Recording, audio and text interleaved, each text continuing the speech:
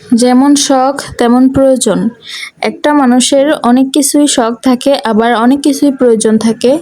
যেমনি এই রাইস কুকারটি, তো এই রাইস কুকারটি আমার পাশের বাসার এক আন্টি এনেছে। যদিও আহ, আঙ্কেল তেমন একটা কাজ কাম করে না, সেক্ষেত্রে আন্টির সংসারটা চালিয়ে রাইস কুকারটা আনা আম, অনেকটাই কষ্টের হয়ে গিয়েছে। তো শখেরও একটা বিষয় আছে এবং প্রয়োজনেরও একটা বিষয় আছে।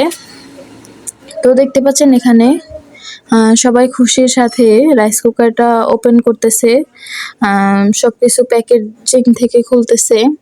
আসলে একটা সংসারে চলতে গেলে অনেক কিছুই লাগে, অনেক কিছুরই প্রয়োজন হয়। যেমনি এখন তো গ্যাস থাকে না, তেমনি লাকড়ির চুলায় রান্না করে লাগে। আবার বাহিরে যখন বৃষ্টি হয় তখন কিন্তু লাকড়ির চুলায় রান্না করতে অনেকটাই অসুবিধা হয়ে যায়। তো সেক্ষেত্রে সেই জন্যই এই রাইস কুকারটা আনা। আবার সিলিন্ডার গ্যাস আনলেও সেখানে গ্যাসের বোতল ভরে আনার যে বিষয়টা, সেখানেও গ্যাসের বোতলের এত পরিমাণের দাম যে চাইলে সবাই কিন্তু কিনতে পারে না। তো রাইস কুকার রাখলে যদিও কারেন্টের বিল এতটাও আসে না, সেক্ষেত্রে রাইস কুকার রান্না করলে আরেকটা খারাপ দিকও রয়েছে। আম, আপনি দেখবেন রাইস কুকার আপনি যাই করেন না কেন, এমনি নর্মাল চুলার থেকে একটু বেশি সময় নিয়ে হয়।